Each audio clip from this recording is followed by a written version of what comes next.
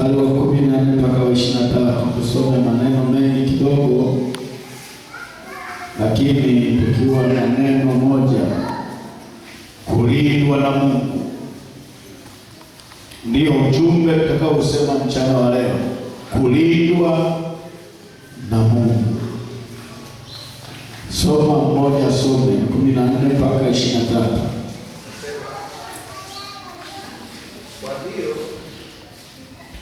akapeleka huko farasi na magari na jeshi kubwa, wakafika usiku, wakauzingira mji ule pande zote.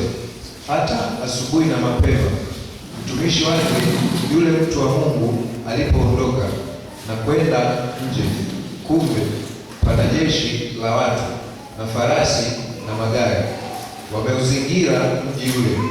Mtumishi wake akamwambia, ole wetu bwana wangu, tufanyeje? Akamjibu, usiogope, maana walio pamoja nasi ni wengi kuliko wale walio pamoja nao. Elisha akaomba akasema, ee Bwana, nakusihi mfumbue macho yake apate kuona.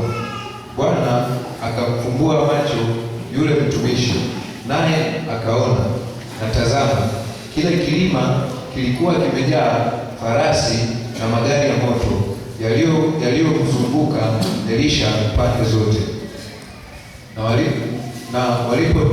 Na walipomteremkia Elisha akamwomba Bwana akasema, uwapige na kusihi watu hawa kwa upofu. Akawapiga kwa upofu sawasawa na neno la Elisha. Elisha akawaambia, njia hii sio na mji huu sio, nifuateni mimi, nami nitawapeleka kwa mtu yule mnayemtafuta. Akawapeleka Samaria. Hata walipokwisha kuingia Samaria, Elisha akasema, Bwana, wafumbue macho watu hawa wapate kuona. Bwana akawafumbua macho wakaona, kumbe walikuwa katikati ya Samaria. Naye mfalme wa Israeli alipowaona akamwambia Elisha, ee baba yangu, niwapige? Akajibu, usiwapige. Je, ungetaka kuwapiga watu ambao umewatoa mateka kwa upanga wako na uta wako? Weka chakula na maji mbele yao, wapate kula na kunywa na kwenda kwa bwana wao. Basi akawaandalia chakula tele, nao walipokwisha kula na kunywa, akawaacha wakaenda zao kwa bwana wao. Na vikosi vya Shamu havikuja tena katika nchi ya Israeli. Yesu asifiwe. Hayo ni maneno ya Mungu tuliyoyasoma yaliyomhusu mtumishi wa Mungu Elisha. Elisha alikuwa nabii aliyesimama badala ya Elia. Habari zake tunazisoma zimeeleza. Ukisoma katika mstari ule wa kwanza na kuendelea, unazungumzia habari ya shida iliyokuwa imetokea katika vita ya watu wawili. Kulikuwa na vita ya mfalme wa Shamu na mfalme wa Yuda. Mfalme wa Shamu alitaka kodi, kama nilivyosema Jumapili iliyopita kwamba kulikuwa na vita kubwa tatu ambazo zimetajwa na Biblia. Kuna vita ya Kemoshi, kuna vita ya Gogu na Magogu, na kuna vita ya Hel-Magidon. Hizo ni vita zimetajwa katika maandiko matakatifu. Ukisoma katika Mambo ya Nyakati utakutana na vita hiyo inayoitwa Kemoshi, ya kwamba ilikuwa vita ya kutafuta kuwa na mtawala ya watawala. Ile vita ilikuwa imeibuka. Mtawala wa Babeli anataka ushuru kwa mtawala wa Yuda. Mtawala wa Misri akamgomea, baba hawezi kukusanya ushuru kutoka eneo jingine, akusanya huko kaskazini. Kwa hiyo yule mfalme, kwa sababu ana utawala na ana nguvu, akapanga vita katika bonde linaloitwa Kedemoshi, katikati ya Misri na katikati ya Babeli ya Yuda, afanye vita. Akatahadharishwa sana mfalme wa Yuda kwamba sijiingize katika vita ile. Akajiingiza, alafu akapigwa na watu wake wakachukuliwa kwamba lazima waende wakalipe kodi katika nchi yenye nguvu, kwa sababu Misri ameshiba sasa, hawezi kulipa ushuru kwa mtu aliyeshindwa. Vita nyingine ambayo tunaisoma iko kwenye kitabu cha Ezekieli, vita ya Gogu na Magogu. Nilisema Jumapili, vita hiyo yenyewe ipo tangu karne na karne mpaka leo, kwa sababu ya mambo ya kiuchumi, kwamba katika dunia hii kuna serikali zenye nguvu zinajitafutia uchumi katika serikali ambazo hazina nguvu. Kasema mfano wa vita iliyoko Kongo. Kongo kuna madini mengi. Sasa wanapataje madini yale nchi zilizo jirani? Mnyarwanda kajiingiza mle, kaweka na kikosi. Kile kikosi tangu mwaka 72 mpaka leo kipo. Serikali ya Kongo inasema ni China ndio anamwambia sasa muziki. Uganda na kaona hii madini ya kule naye akaingiza cha kwake. Vita haiwezi kukoma. Imeenda Marekani na kaona hii, kumbe kuna dhahabu huko la kule. Kana kuwasikisha hao wadogo wenyewe. Toe. Alafu mimi nitaleta jeshi langu mtakao. Akileta jeshi, anayaka ameleta kaenda kutuma. Nikasema habari ya Ukraine. Ukraine ni kisiwa, hakiwezi kikapigana miaka mitatu na Urusi hata siku moja. Yaani kitakacho kifumuliwe siku moja tu na madini yote ya mafuta Mrusi wamechukua. Sasa hawezi kuchukua Mrusi kwa sababu mule kuna mkono wa Mfaransa, mule kuna mkono wa Mjerumani, mule kuna mkono wa Mwingereza. Wakituma na wanapita chini, wanampa nguvu, wanampa fedha, anavimba na kuvimba, na atakupiga. Sasa mwanaume Marekani, kwa sababu ndiye bwana uchumi mkubwa, akasema mimi kuniuzia na kisiwa cha Greenland ni jirani tu. Sasa tatoka kusini, anaenda kaskazini magharibi kwenda kulinda mimi. Kwa niuzia kisiwa cha Greenland, mkiniuzia kisiwa cha Greenland, mimi nitakomesha vita ya Ukraine. Anaka anataka kuweka tu Greenland. Mrusi hawezi. Ili Mrusi hawezi, atapasa kutafuta jeshi lenye nguvu ya kiuchumi linalomkaribia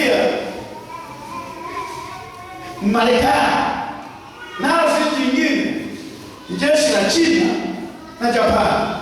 Wakiingiza tu nguvu, tayari vita itakuwa kubwa. Shida yake uchumi. Kwenye uchumi huo kaangukia nchi za Iraq na Iran zenye mafuta ya uvuayo ulimwengu wote. Marekani anasema na kupiga pamoja na nyuklia zake na kupiga. Iraq anasema huwezi kupiga. Kaingiza chokochoko Israel, wewe ndio jirani, nakupa silaha, nenda kampige Iraq. Serikali imepigwa chini, msimamizi wa jeshi chini, zinatupwa sasa silaha na huku. Maana Marekani hawekeza majeshi katika nchi. Sasa ili upige na kumuondoa, lazima upige majeshi yaliyoko ndani ya zile nchi. Walipopiga wanampiga Marekani, wakaanza kupigana wao kwa wao. Kwanza kupigana wao kwa wao ikawa sasa zoko na sasa wanampiga na sisi tena. Sasa watafanyaje? Kwa sababu jeshi la Marekani liko ndani. Hii itakwenda leo hii. Sasa zagazaga ni kwamba mafuta yanakwenda kwenye hatari kwa sababu ya mfumo wa mafuta. Mwirani anasema mkondo wa mafuta yanayo ulimwenguni, wekeni kweli yasiende. Yasipoenda Marekani wataishi. Marekani sana kufumua pamoja na kukataa kwamba unaweka kizuizi na kufumua, weka maneno kufumua Mwirani. Sasa inakuwa ni zagazaga. Hii inaitwa vita ya uchumi ulimwenguni. Kilipo vita ya hatari sasa inaitwa Heri-Magido. Ni vita ya kumwinda Muisraeli peke yake, kwa sababu ameleta chokochoko duniani. Vita ile sasa nayo inatokota. Muisraeli alianza na Gaza. Biblia inasema Gaza haitajengwa tena. Ilifunguliwa mwaka jana Gaza. Marekani akasema ibaki mahali pa kupunga hewa, isijengwe tena, maana itahitaji mabilioni ya hela. Kapiga Palestina, kapiga Lebanon, kapiga Iraq, kapiga Iraq. Watu wanasaka meno, ni yeye ni nani? Kama napiga vita ile sasa kaskazini yote, ili ndio watajikusanya ili waende kupiga Israeli. Halafu atapiga kelele kama alivyopiga kelele Marekani. Marekani amepiga kelele, anasema hizi zote za UNAF zinuunge mkono. Watu wakasema Marekani ameshinda vita na Iraq, mpaka naomba msaada. Naomba msaada kwa UNAF. Sasa Israeli atapiga kelele, akipiga kelele Israeli atamsaidia. Marekani atamsaidia. Marekani atamsaidia nchi zote za kaskazini zenye nguvu na zenye vita na zenye askari wengi kama China na India zitaungana. Alafu nchi zote za magharibi zote 10 zile za EEC zitaungana, alafu zitaenda kwenye bonde moja la Israeli. Ninasema kwamba nikaona nzige watokao kwenye shimo, yaani watokao duniani, wana silaha, alafu kaangamsia miti, wana majani, wana mafuta, isipokuwa mwanadamu. Maana yake haya ni majeshi yenye silaha yatakayokuwa yanapigana kwa nguvu kubwa. Alafu Biblia inasema ikatosikika sauti kwamba waambieni ndege wa angani, karibu na kula sherehe. Watakwenda kula mizoga ya watu, kwa sababu watu watakufa kwa sababu ya vita ya Heri-Magido. Biblia inasema ombeni mambo hayo yasiyo wakati wa baridi wala siku ya Sabato, yaani kanisa bado liko duniani. Yesu asifiwe. Amen. Ndugu zangu, Yesu asifiwe. Amen. Hayo ndio nilieleza Jumapili, nikasema vipo vita vitatu duniani.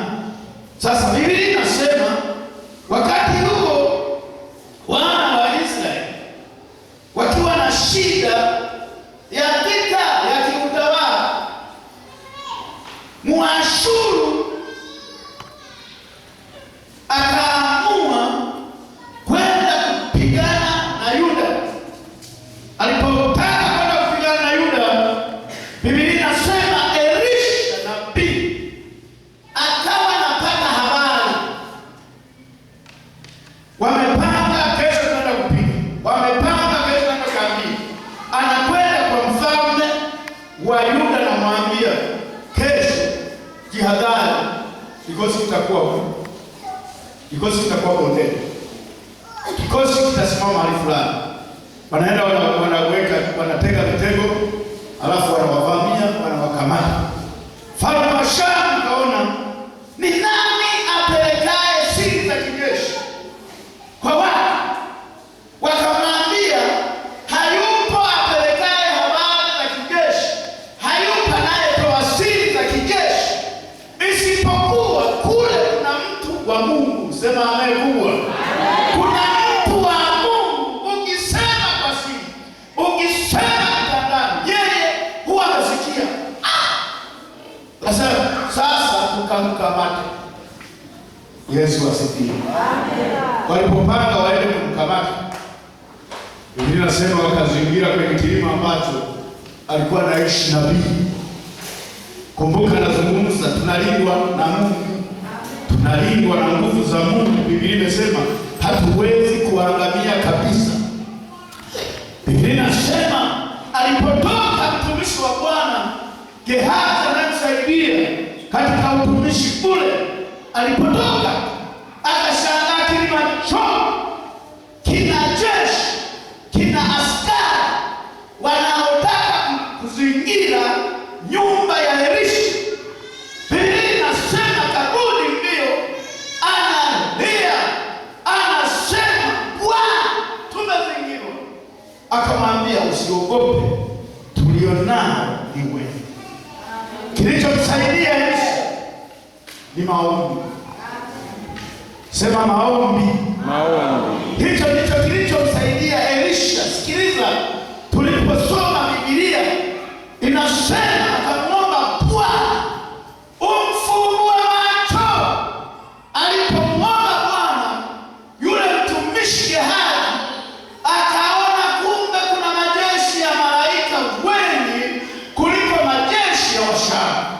Akatiwa moyo, akaona hivi itakuwa tumeshinda. Biblia inasema Elisha akatoka nje.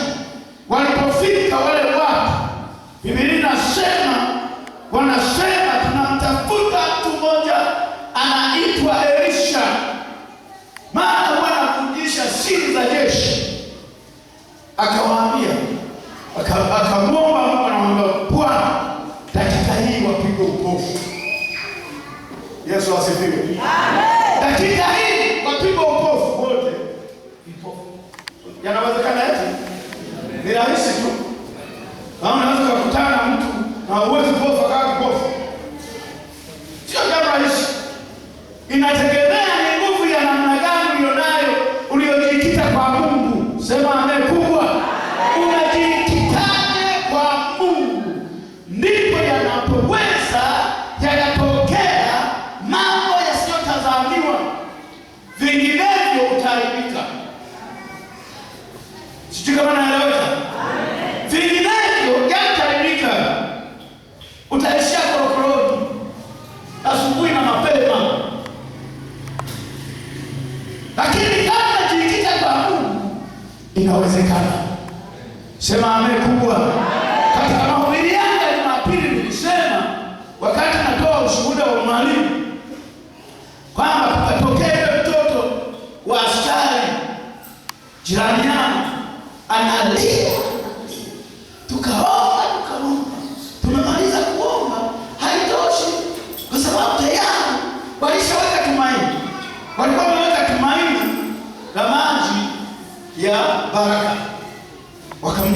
maji ya baraka analia.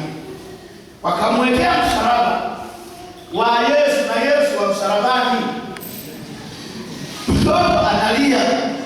Wakaona sasa, kwa sababu maji ya baraka yameshindikana na Yesu wa msalabani naye ameshindikana, tumfuate mchungaji Mahuna, maana anaitwa mchungaji. Akaja akagonga.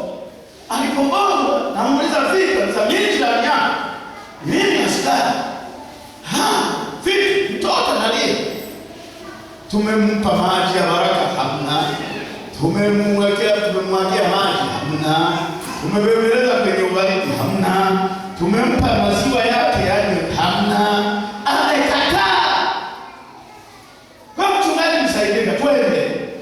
Tunafika mtoto amejaa jasho. Maana analia, alishamvua shati, lakini Yesu wa msalabani amemvaa. Na mimi sihusiki na Yesu wa msalabani, wala sikusema muondoe Yesu wa msalabani, hili hayanihusu. Na mimi nikaomba vya kwangu. Sasa vya kwangu mimi ni vya juu. Katika jina la Yesu na pepo na mchawi toka. Mtoto pia anaongeza sauti, maana sasa amekutana sauti kubwa. Nikaomba hii ngoma nzito. Nikaona sasa nipunguze sauti. Nikapiga magoti. Nikampakata. Kwa jina la Yesu, funguka. Uwe mzima. Ndiye anaongeza sauti. Nikaona hii ngoma haiwezi kuisha hivi. Nikaambia sikiliza sasa, mimi nimeomba. Mtoto atanyamaza.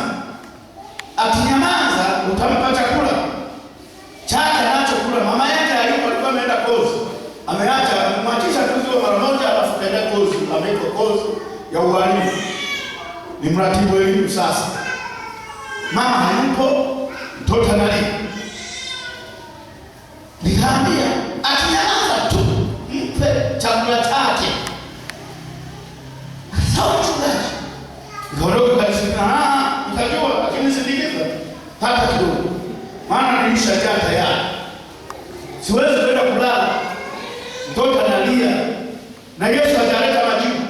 Naambia rudi kwa mtoto wako. Sawa mchungaji. Aliporudi nilianza hapo kuomba. Baba hajawahi kushirikana kwa jina la Yesu. Yatendeke makubwa. Mtoto anaanza. Bwana hajafika. Bwana hajashindwa. Bwana hasijaandika mimi. Nimekutumikia miaka. Nikataja nilipopita. Nikataja niliowaombea. Bwana kwa jina la Yesu. Bwana kwa jina la Yesu. Nikaomba.